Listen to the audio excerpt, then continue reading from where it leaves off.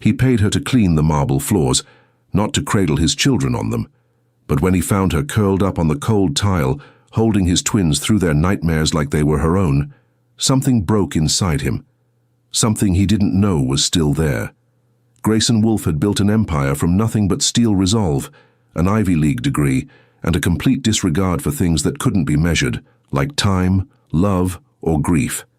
His Manhattan penthouse towered above the city like a fortress of silence, polished and sharp, just like its owner. Every morning Grayson entered the same private elevator, rode past his own name engraved in brushed silver, and stepped into a space that echoed because he didn't allow music, or laughter, or warmth. That had died 2 years ago, with his wife. He hadn't touched the nursery since. He left that to others. Downstairs, past imported Persian rugs and white-on-white decor, was a woman no one noticed. Not really. Naomi, 31, quiet, graceful in a way that didn't belong to the world she cleaned. She kept her curly hair pulled back beneath a modest black wrap, her uniform neat, and her heart, well, locked away. She had learned the hard way that feelings weren't useful. Not when you were barely scraping by, not when you were black and invisible in a world built to overlook you, not when the people you loved had a way of vanishing without warning. So she kept her head down. Until the twins. 2-year-olds Bella and Ezra Wolfe were born into privilege and tragedy. Their mother, Elise, died shortly after childbirth. Naomi had arrived when they were 6 months old, originally to clean. But it wasn't long before Naomi noticed what no one else did. That the twins didn't cry for their father. They cried for anyone who stayed. "Miss Naomi?" Bella's tiny voice had trembled from the crib one night, just weeks after Naomi started. "Yes, sweet girl," Naomi's whisper had answered from the doorway. "I scared," Bella said. Ezra had already been whimpering. The room was dim, cold. The night nanny had fallen asleep in the lounge chair with earbuds in.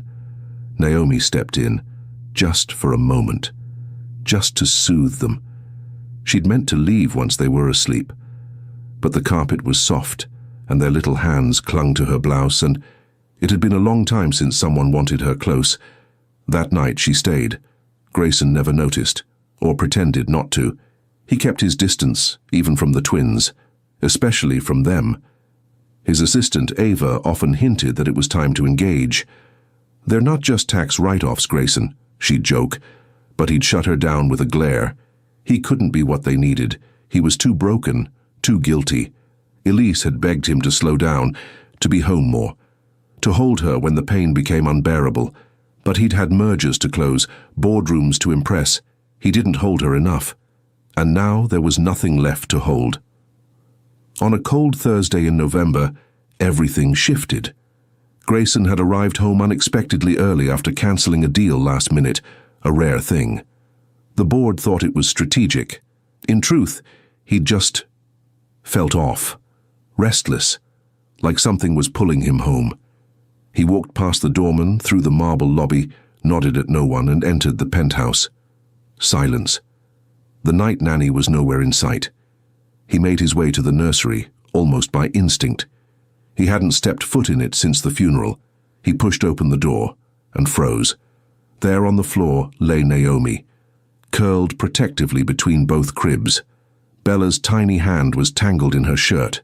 Ezra's cheek rested against Naomi's shoulder. A faint glow from the nightlight bathed them in gold. Naomi's eyes were closed. She wasn't pretending. She was asleep. Tears stained Bella's cheeks, but she wasn't crying anymore. Neither was Grayson, not outwardly. But something inside him had cracked so loud, he felt it echo through his ribs. If you walked in and saw someone else comforting your child better than you ever had, would you be angry, or would you feel something else? Drop your thoughts in the comments. Your gut reaction matters. Grayson stood in the doorway far longer than he should have. The room was quiet now, peaceful in a way he hadn't known peace in years. The soft hum of the nightlight, the even breaths of sleeping children, the almost imperceptible rise and fall of Naomi's chest. She had wrapped herself around them like instinct, as if they were hers. As if she knew the exact rhythm to match, the perfect temperature to keep them warm, the precise silence required to ease their cries. Grayson felt like an intruder in his own home. He didn't understand the feeling rising in his throat. It wasn't rage, wasn't jealousy. It was worse. It was shame. He walked away before she woke. The next morning, Naomi stirred with a stiff neck and an aching back. She stretched quietly, careful not to wake the twins, and began folding their little blankets. As she smoothed the last one, a voice stopped her cold. "Do you always sleep in here?" Naomi turned. Grayson stood by the door, sleeves rolled, shirt unbuttoned at the collar, still polished but less put together than usual. His eyes, though, were unreadable. She straightened. "Only when—" "They need it, sir." He looked past her, to the cribs. "And how often is that?" Naomi didn't want to answer, but she wouldn't lie. Often. A long silence stretched between them. Grayson stepped inside. "I saw you last night," he said. Naomi's throat tightened. "I'm sorry, Mr. Wolfe. The nanny had stepped out. They were crying, and I didn't mean to—" "I'm not reprimanding you." Naomi blinked. "That was unexpected." Grayson ran a hand through his hair, frustrated, not with her, but with himself. "They don't cry with you, or if they do, you stay." She hesitated, then said softly, "Sometimes. That's all children need." He looked at her then, really looked, and what he saw wasn't just a maid. It wasn't even just a woman who loved children. It was someone who stayed, something he hadn't done, not when Elise asked him to, not when it mattered most. He nodded once. "Thank you." Naomi said nothing, but in her silence, something settled between them. Later that day, Ava cornered him in his office. "You look like someone just told you your stock's tanked." Grayson didn't look up from his screen. "I'm fine." Ava narrowed her eyes. "You're wearing yesterday's tie." He sighed. "Ava, not now." She leaned against the glass wall. Okay, but can I just say one thing? That maid, Naomi, I've seen her with the twins. She's not just help, Grayson. She's something else." Grayson stayed silent. Ava softened. "They cling to her like she's gravity."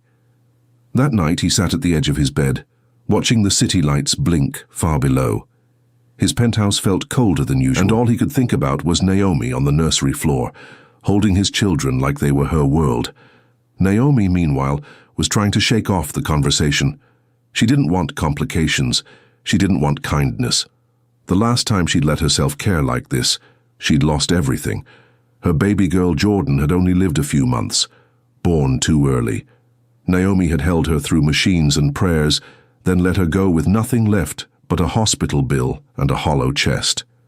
Since then, Naomi didn't cradle babies, until Bella reached for her that first night. Something had cracked open, and every moment since had felt like both healing and reopening a wound.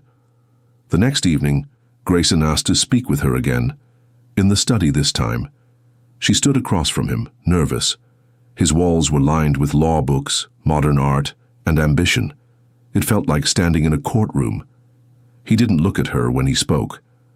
"I'm hiring a new nanny, full-time." Naomi blinked. "Yes, sir.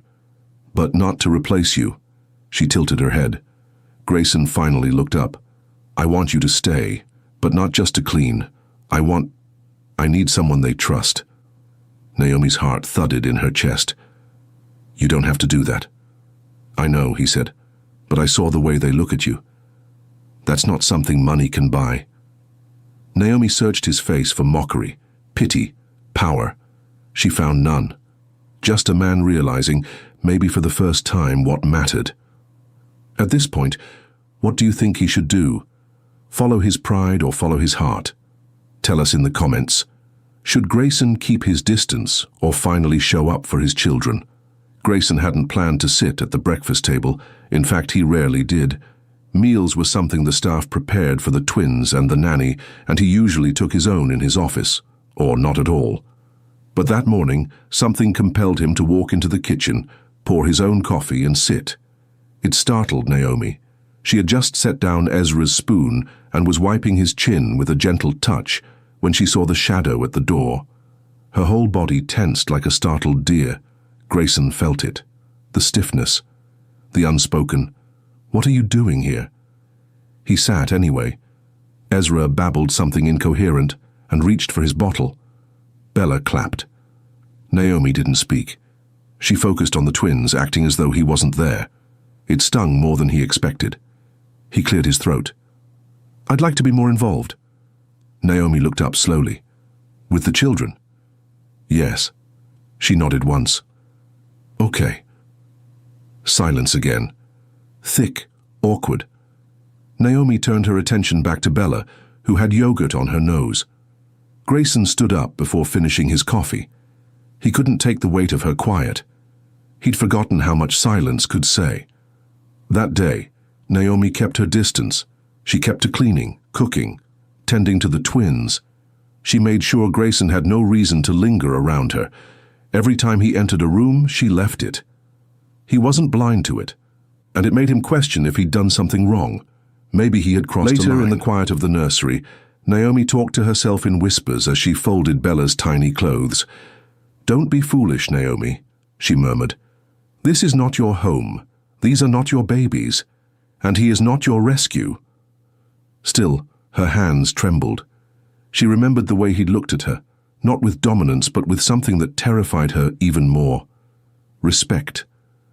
Grayson sat in his office that night and stared at the framed photo of Elise. Her smile used to calm him. Now, it haunted him. "I don't know what I'm doing," he whispered. He hadn't said those words aloud in years. He could feel something changing in him, a softening he couldn't afford. Naomi wasn't just the help anymore, and that scared the hell out of him. Not because he didn't respect her, but because he did, because for the first time in 2 years, he wasn't numb. The next morning, Naomi found a handwritten note on the kitchen counter. "Naomi, I've arranged for the twins' doctor visit today. I'll be joining. You don't have to go, unless you want to. G." She stared at it for a long time. He was giving her a choice. She hated that she appreciated it.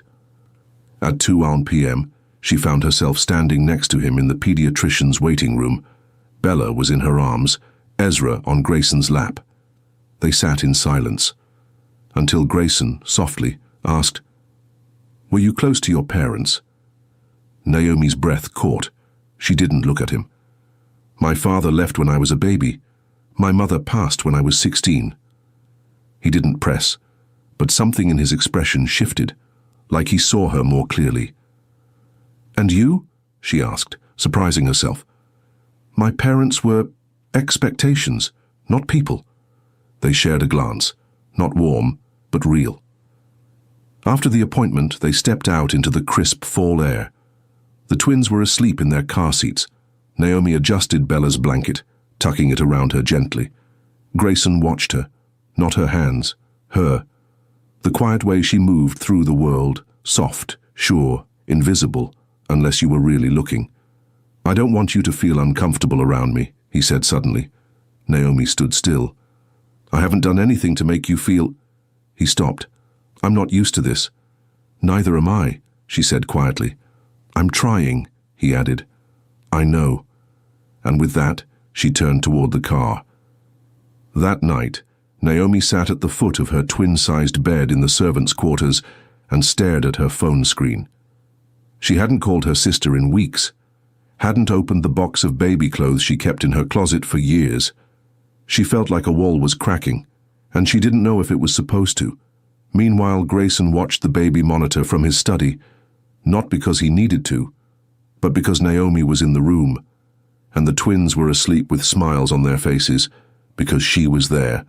It started with the kind that turned Manhattan sidewalks into rivers, and the sky into a constant flicker of white-blue fire. By 5 p.m., traffic was chaos, the nanny had cancelled, and Grayson stood in front of Naomi, tension in his shoulders. "She says she can't get here, road closures." Naomi shrugged slightly. "I can stay with them, sir, it's not a problem."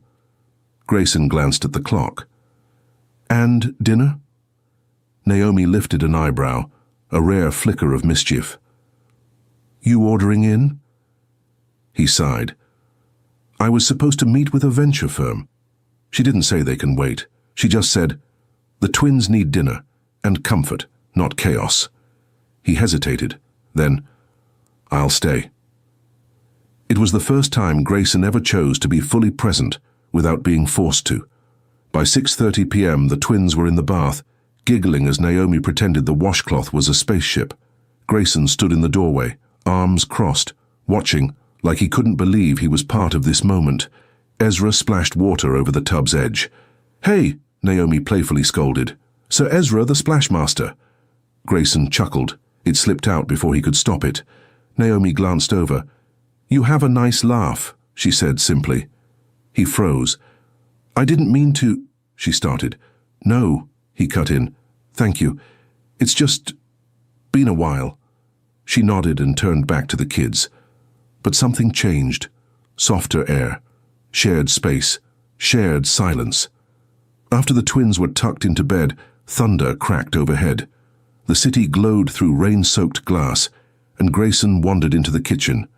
Naomi was there, barefoot, making tea. You want some? She offered, holding up the kettle. He nodded. They stood in silence until he said, Did you always want to be a maid? Naomi smiled without humor. You don't grow up dreaming of wiping countertops. He winced. That came out wrong. I know what you meant, she said gently. No, I wanted to be a teacher, early childhood education. What happened? Naomi hesitated, fingers tightening around her mug. My daughter got sick. I dropped out of college to care for her. After she passed, her voice faltered. I couldn't go back. I didn't see the point. Grayson blinked. Naomi rarely talked about herself, but the way her voice trembled, like she was speaking through a bruise, made him go still. I'm sorry, he said softly. She nodded. She had eyes like Bella's. That hit him in the chest. I didn't know, he whispered. No one does. I don't tell people. It's easier that way. But you told me. Naomi met his eyes. I don't know why. They sat across from each other at the kitchen island, steam rising between them, thunder still rumbling outside. Grayson cleared his throat. Elise loved storms. Naomi tilted her head. She used to say they made her feel less alone, like the whole world was crying with her. Naomi's breath caught. He'd never said her name before, not to Naomi. She was sick for years, Grayson continued, but I ignored it. I thought money could fix it. Better hospitals, private doctors. Love's not currency, Naomi whispered. No, but I thought it was. He looked down. She died holding a nurse's hand, not mine. Naomi didn't know what to say, so she didn't say anything. She just reached out, slowly, and covered his hand with hers. Warmth, real, unforced. His fingers didn't pull away. Hours passed. Naomi checked the twins one more time before heading toward the hallway. I should stay, Grayson said suddenly. She turned. I mean, until the storm passes. You don't have to leave. Naomi hesitated. I sleep downstairs. You don't have to tonight. The offer hung in the air, too tender, too raw. Naomi's breath caught. I don't want misunderstandings. He nodded. It's not like that. She studied him, his eyes, his posture. There was no suggestion, no pressure, just a man who didn't want to be alone for once. Okay, she said. They sat in the living room with blankets and pillows, the sound of rain beating against glass. Naomi eventually fell asleep on one end of the couch, legs curled up, breathing soft. Grayson watched her. Then, without thinking, he whispered, You feel like home. At this point, what do you think he should do? Follow his pride or follow his heart? Would you trust the moment or protect your heart? Let us know in the comments. Morning came with golden light streaming through the tall glass windows. Naomi stirred slowly, eyes fluttering open on the sofa. The blanket had shifted sometime during the night. But it wasn't the blanket that made her heart catch. It was the second one, draped gently over her by someone else's hands. She sat up. The other end of the couch was empty. Grayson was in the kitchen, cooking. "Morning," he said without turning. Naomi blinked. "You cook?" He shrugged. "Not well, but the kids eat eggs, right?"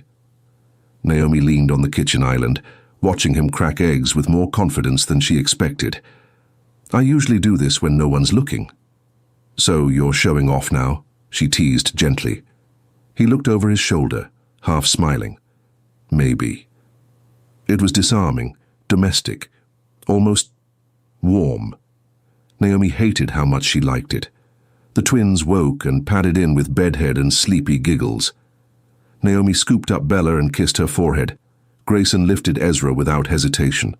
It wasn't perfect. He held him like someone still learning how to love again, but it was real. They all sat at the kitchen table, together, like a family.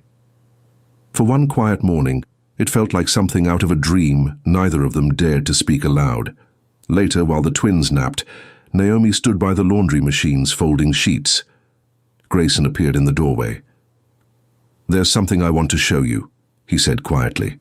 Naomi followed him without asking. He led her to a room she hadn't seen before, a study, but not his. Soft wallpaper, a rocking chair, photos of Elise, baby footprints framed, half-filled journals. Naomi's breath caught. "She designed this room," Grayson said. "Before she died." Naomi walked slowly toward the shelf. Her fingers traced the edge of a baby photo. "She wanted to be a stay-at-home mom, but I convinced her to keep her career, said we'd hire help, said it would be easier that way." His voice cracked. "She died resenting me."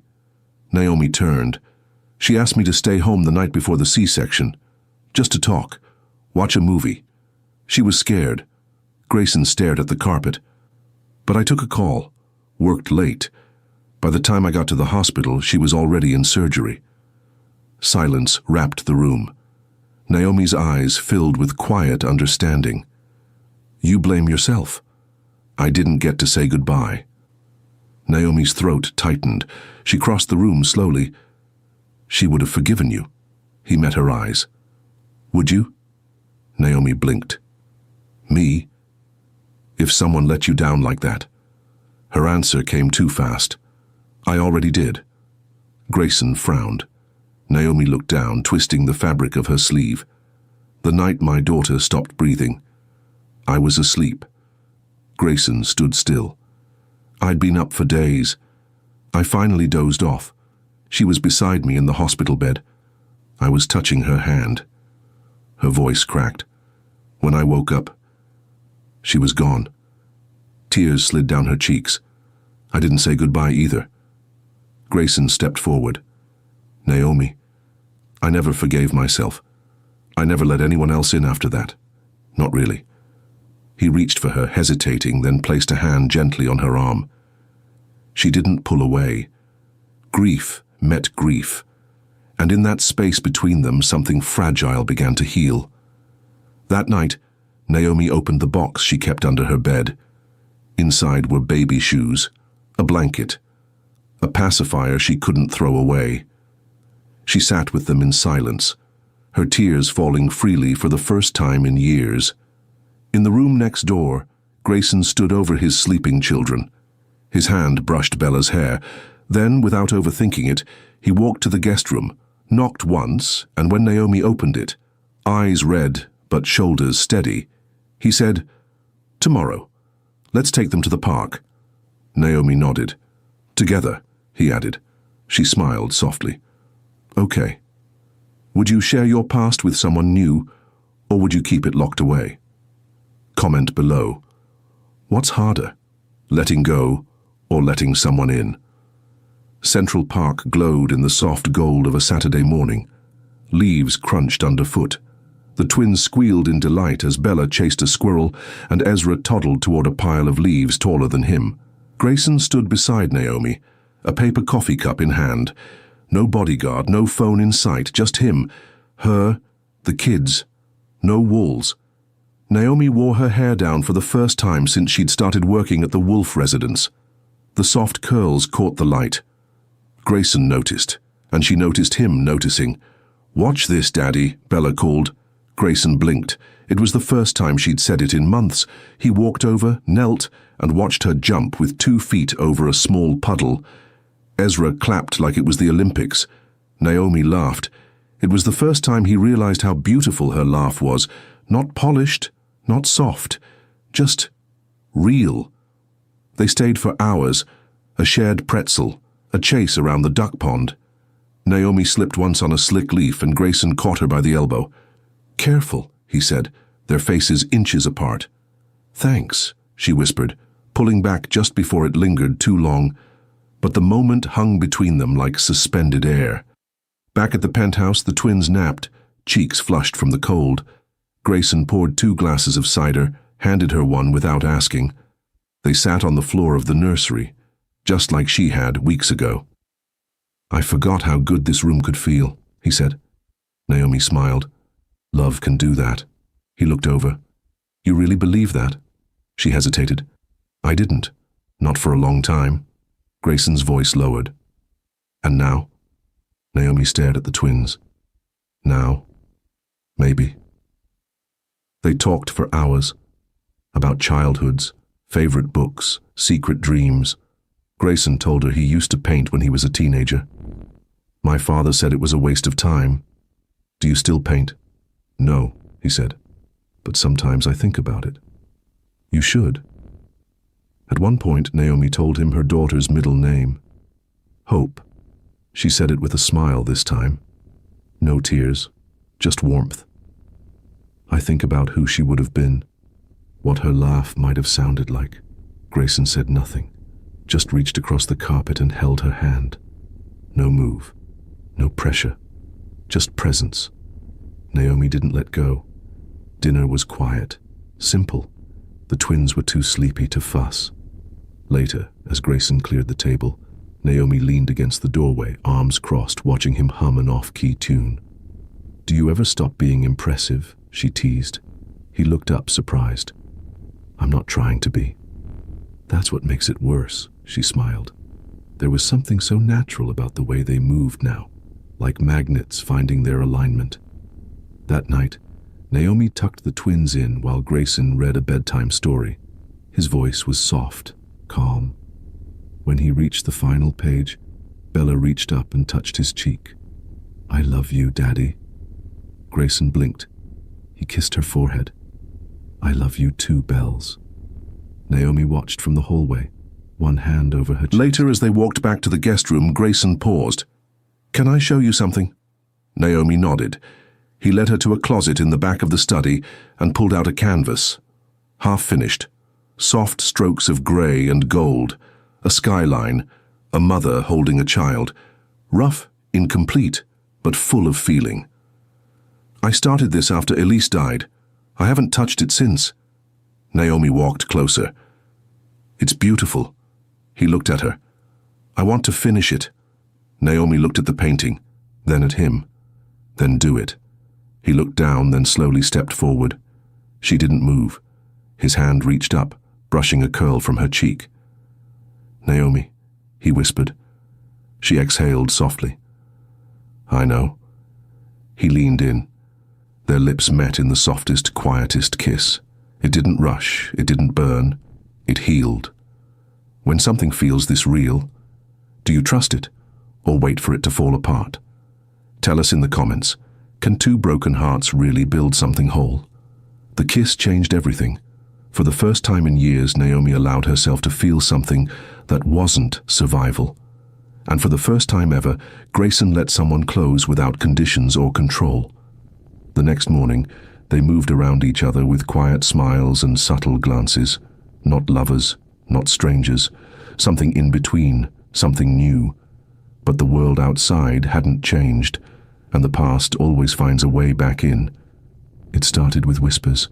The household staff wasn't blind. A lingering look here, a late-night tea there. Mrs. Lillian, the housekeeper, approached Naomi in the hallway. "I mean this kindly," she said, "but be careful." Naomi stiffened. "Careful of what?" "Of what this house does to women like us when they get too comfortable." Naomi's throat closed. "I've seen it before," Mrs. Lillian said. A white man can kiss you in private and call it something special. But the world outside that door won't see it that way, neither will his board. Naomi tried to shake it off, but the words burrowed deep.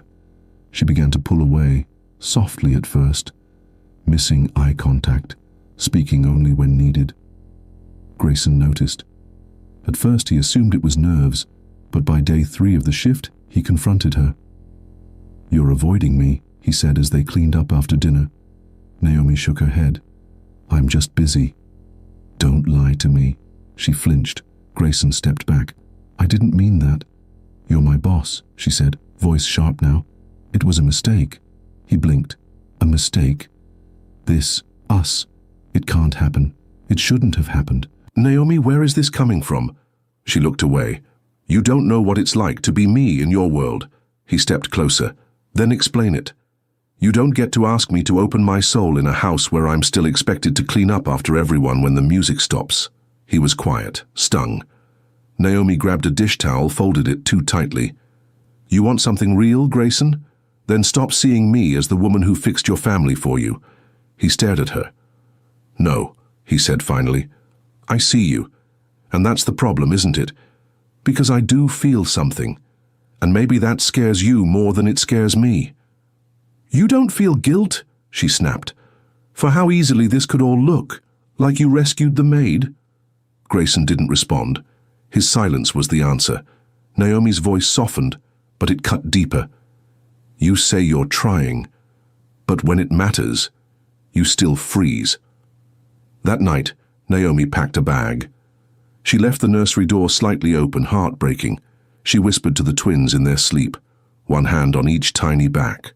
"I love you," she breathed. "Don't forget me."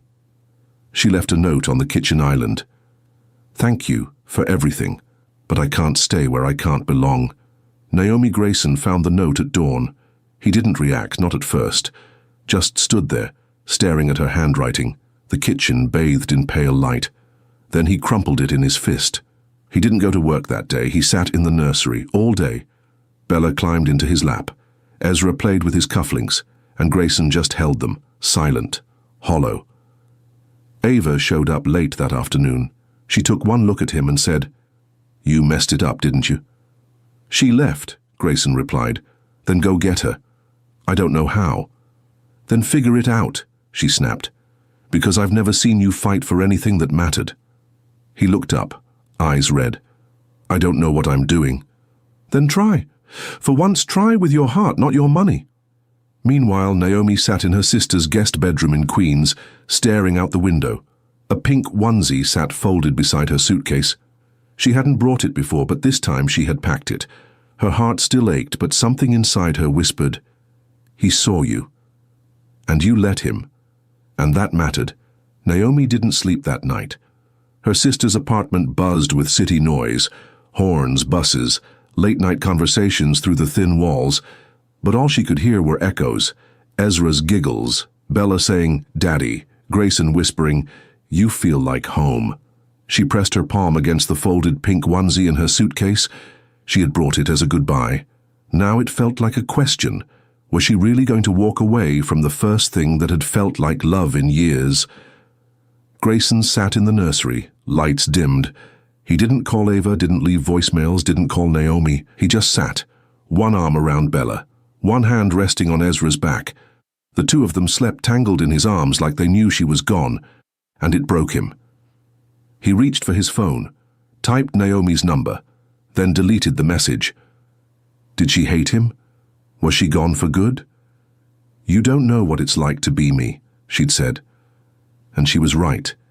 He had loved Elise, yes, but Elise had fit his world, came from money, private schools, white picket safety. She didn't have to defend her space. Naomi had walked into his home with nothing but quiet dignity and earned every ounce of trust, of love, of connection. He had failed her the moment he let her doubt that. The next morning, Naomi watched a mother with 2 toddlers on the subway platform. The younger one dropped a stuffed rabbit and started wailing. Naomi instinctively crouched to pick it up before the mother noticed. She handed it over gently. The little girl looked up at her, teary-eyed, and whispered, "Thank you." Naomi's heart clenched. That afternoon she visited a daycare center near her sister's apartment, just to see it. The receptionist greeted her kindly. "Are you applying for a position?" Naomi smiled. "Just thinking." The walls were painted with handprints, the bookshelf overstuffed with stories. One child ran to the front desk with a crayon drawing of their mom. Naomi nodded to herself. "Thank you," she said, and left. Across the city, Grayson finally did what he hadn't in years. He painted. Brush strokes, slow, shaky. The canvas began to take shape. Not a mother this time, but a woman on the floor, curled between two cribs, holding light in her arms. He didn't cry, but he bled into the painting, and when it was finished he stared at it. Then he whispered, "Come home." Naomi returned to her sister's that evening to find a package by the door. No note, no sender. Inside, a frame. A painting. The painting. She gasped. Her eyes filled instantly, the brushwork, the detail, the quiet reverence. He had painted her, not as a maid, not even as a mother, but as a guardian. A heart, a place where love lived. Her fingers trembled. There was no note, just a business card taped to the back. "Grayson Wolfe, you were never the maid. You were the miracle." Naomi sat down on the edge of the bed, staring, shaking, breathing. She closed her eyes and made a decision. Back at the penthouse, Grayson was reading to the twins again, alone. Halfway through the book, Bella pointed at the door. "Naomi," she whispered. Grayson looked up. His heart dropped. No one was there. But then, soft footsteps. Naomi stepped in, holding the frame in her arms. "I believe you left something at my door," she said. Grayson stood. "I didn't know if you'd want to see me." "I didn't know if I wanted to," she replied, "but then I looked at the painting and I saw the truth." Grayson swallowed. "What truth?" "That you see me." Silence. Then, "And I see you too." She walked into the nursery. Bella reached for her instantly. Ezra squealed with joy. Naomi sat between the cribs again like she had that very first night. Grayson knelt beside her. Their shoulders touched. This time, she leaned in, and this time, he stayed. Do you believe true love is about timing or about courage? Drop your thoughts below. What would you have done in Naomi's shoes? 3 weeks later, the Wolfe residence didn't feel like the same place. It wasn't the decor, or the layout, or even the people. It was the atmosphere. The silence had changed, from cold and empty to peaceful. The rooms didn't echo anymore. Laughter filled the halls. Warmth came not from fireplaces, but from presence. Naomi was no longer just in the home. She was part of it. Grayson had offered her a new title, Child Development Specialist, equal pay, equal standing. But Naomi had laughed softly and said, "I don't need a title to know who I am here." Still, he had insisted. Because it wasn't about the label. It was about respect. And she deserved that. Every inch of it. One Sunday morning, Naomi stepped into the nursery to find Grayson asleep on the floor. Ezra tucked under one arm. Bella curled against his chest. She froze. It was exactly how he had found her once. Only now, the roles had reversed. Her hand went to her mouth, emotion overwhelming her. Grayson stirred, saw her standing there, and smiled sleepily. "There's something magical about this floor," he said. Naomi chuckled through her tears. "It's where love started." That afternoon, they took the twins to the botanical garden. Naomi wore a sundress. Grayson wore jeans. For once, he didn't check his phone even once. As the kids chased butterflies, Naomi turned to him. "You're different." He tilted his head. "How so?" "You're here," she said. "I was always here." "No," she said gently. "You were around. Now, you're with us." Grayson looked toward the twins, then back at her. "Because I finally have something worth showing up for." He took her hand, and this time there was no hesitation. At bedtime, Bella pulled Naomi close. "Will you stay tonight?" Naomi looked at Grayson. He nodded, so she stayed. She held the children as they drifted off. Grayson sat nearby, just watching her. The quiet awe in his eyes said everything. When the twins were fully asleep, he whispered, "Naomi?" She looked up. He reached into his pocket, pulled out a tiny velvet box. Her heart stopped. "I'm not asking for now. I'm asking for someday," he said. "But I need you to know, this wasn't an accident. You didn't just help me raise them, you raised me too." Her eyes filled instantly. She opened the box. Inside, not a diamond, but a simple gold band etched with one word: home. Months passed. Naomi started night classes again, early childhood development. Grayson insisted on helping with the twins during her study hours. One evening, as Naomi walked in after a late class, she paused in the hallway. The nursery door was slightly ajar. Grayson sat cross-legged on the rug. Ezra snuggled against his side. Bella sat in his lap, book open. Naomi smiled. She had seen that scene before. Only now, it wasn't just healing, it was whole. Do you believe true love can survive even after being tested this hard? Share your thoughts, or your own story of unexpected love, in the comments. Someone might need to hear it today. Years later, people still whispered, the billionaire who fell in love with his maid. But they always missed the real story. It wasn't about wealth, or status, or scandal. It was about two broken people who found their way back to life, through love, on a cold nursery floor.